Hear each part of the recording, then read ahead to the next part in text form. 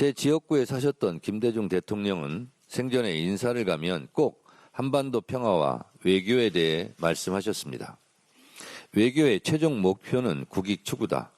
국익을 위해서는 누구와도 손잡아야 한다고 말씀하셨습니다.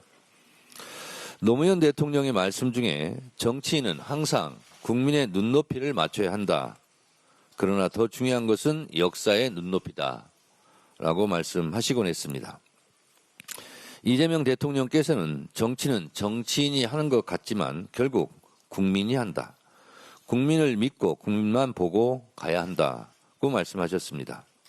우리 안에 작은 차이가 있어도 상대방과의 차이보다 크겠냐고 단결의 힘을 항상 강조하셨습니다.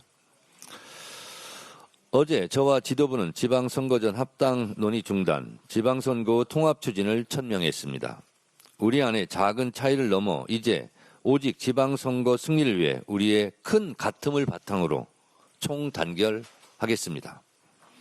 우리는 12.3 비상계엄의 사선을 넘고 윤석열 국회 탄핵, 헌법재판소 파면 선고를 얼마나 초조한 마음으로 합심 단결하며 기다렸습니까?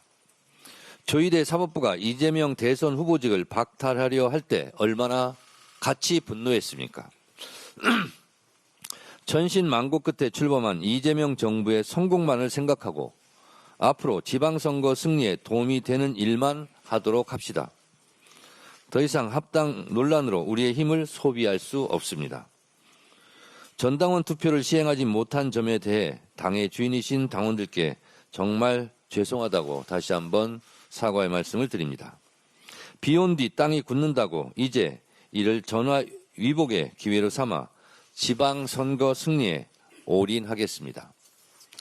4월 20일까지 모든 공천을 마무리하겠다는 민주당 공천 시간표는 한 채 오차 없이 진행되었고 앞으로도 그럴 것입니다. 억울한 컷오프는 없을 것입니다. 약속드린 대로 권리당원의 공천 참여를 전면 보장하고 민주적 절차에 의한 가장 경쟁력 있는 후보를 공천하겠습니다. 민주적 경선에 참여한 후보들은 모두 승복하고 공천 후보자에 대해 공동선대위원장을 맡아 함께 뛰는 민주당의 모범을 보이겠습니다. 이를 위해 민주당 지도부부터 더 단결하고 더 모범적인 모습을 보이겠습니다.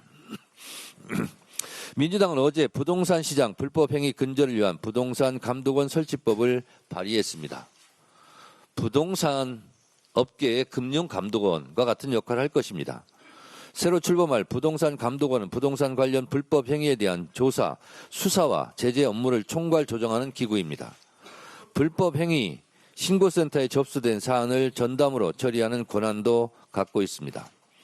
부동산 감독원이 생기면 날로 교묘해지는 부동산 투기 수법을 전문적으로 감독하는 체계가 마련될 것입니다.